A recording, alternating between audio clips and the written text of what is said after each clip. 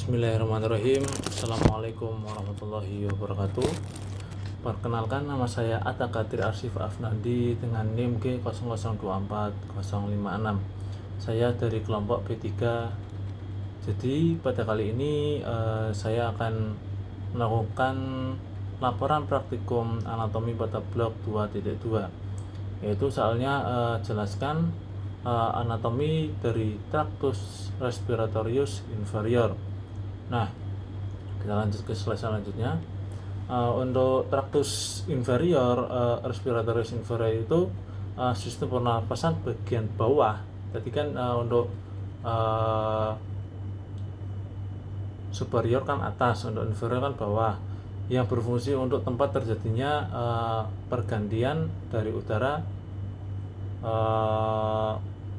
ke gas. Nah, untuk inferior ini yang pertama itu ada trakea. Nah, untuk trakea sendiri itu tabung berotot yang memanjang dari laring ke bifurkasi trakea, ya, itu sekitar vertebrat thoracalis 5. Nah, itu tersusun dari cincin kartilago berbentuk C terbuka di belakang. Nah, itu untuk menjaga agar saluran tetap terbuka.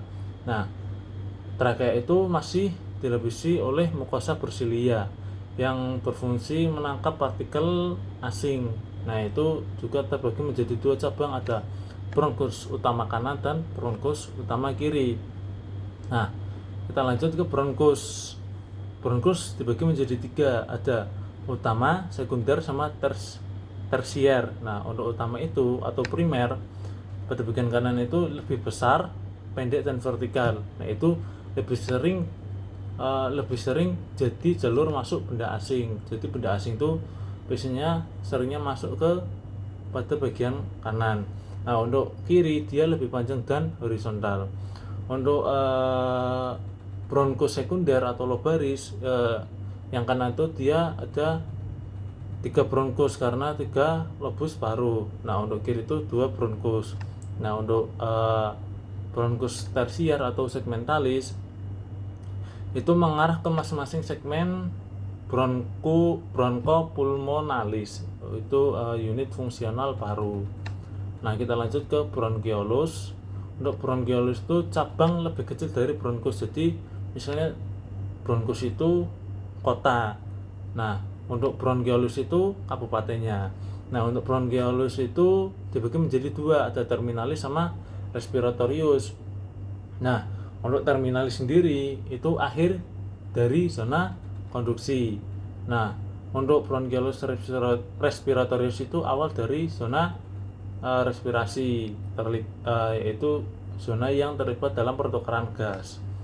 Nah, lanjut ke ductus alveolaris dan alveolus. Nah, untuk ductus alveolaris itu saluran akhir yang membuka ke dalam kantong alveolar. Nah, untuk alveolus sendiri itu struktur kantung udara tempat terjadinya pertukaran gas dari oksigen menjadi karbon dioksida. Nah, itu dindingnya itu sangat tipis, terdiri dari sel alveolar tipe 1 dan tipe 2. Nah, itu dikelilingi oleh kapiler darah yang sangat rapat. Nah, kita lanjut ke paru-paru atau kita sebut pulmo. Nah, itu terdiri jadi dari 2, yang pertama kanan dan kiri. Nah, untuk kanan itu kan tadi sudah disebutkan superior, media, dan inferior. Nah, untuk kiri itu cuman superior dan inferior.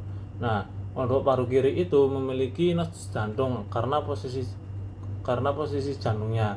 Nah, untuk tiap lobus terbagi menjadi segmen bronchopulmonalis.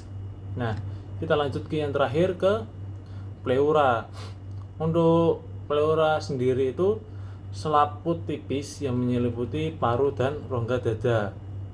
Nah, untuk pleura itu ada 2. Yang pertama itu visceralis yang menempel pada paru, yang kedua parietalis itu menempel pada dinding dada. Nah, di antaranya itu terdapat rongga pleura berisi cairan. Nah, itu untuk mengurangi gesekan saat bernapas. Jadi kalau bernapas kan kembang kempis biar enggak menjadi gesek ketika saat bernapas itu. Mungkin itu saja yang bisa saya sampaikan. Mohon maaf jika ada salah kata. Syukron. Wassalamualaikum warahmatullahi wabarakatuh.